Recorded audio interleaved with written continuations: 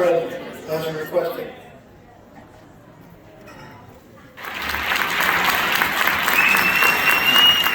The mask wearing mandate at school was inevitable, and for many people, the announcement came too soon, and for others, not soon enough. We support those who would continue to wear a mask because of their own risk factors or those of a family member. As nurses in our public schools, we rely on the decision-making of experts in healthcare at both the Vermont Department of Health and the Pediatrician Task Force that advises the Agency of Education. We have adopted guidance from these experts for our schools for the past 2 years. The latest decision about masks becoming optional at school is not about whether or not mask works. It's about moving forward. COVID cases are becoming low in our community, and we have reached a time when we are once again readjusting our response to the pandemic. Have been ruined. As a single mother with a 2-year-old, I would have been screwed. I wouldn't be sitting here today because I wouldn't have been able to send my kid to school. And all I want for us to do in this moment is to hold each other close as a community and get a way forward. We've been here for 2 years. Can we just take tonight to figure out how to go forward? Not to mask, not to not mask, but how. Okay, I just want to say every decision that I just laid out from the beginning has been met with some level of criticism. Okay? We followed the guidance of our health professionals. That has guided us, and it has guided us well. And I think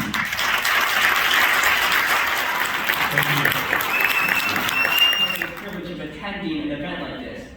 So I'm wondering, would it make sense, because what we really want is the public's opinion on this, would it make sense to send out a survey or like a Google poll to like the district and just like find out like what are people's opinions on the mask? Because I like democracy. I like hearing what people have to say about that. So we've taken that away long enough. And I agree with Mr. Tebow that it's time to stop with personal opinions. It's time to continue to follow the guidance and not let personal opinions guide this board, guide this school district, and guide our children any longer. Just seeing how everybody's feeling, and I, among other students, were very excited at the possibility of returning back to somewhat normalcy in our school. UHS has an over 78% vaccination rate, and that's myself included. And Vermont as a whole, its vaccination rates are the highest in the country. I looked that up in the health department, that was a couple of days ago, but I'm pretty sure it's still valid. And we are also reporting low case numbers in our county.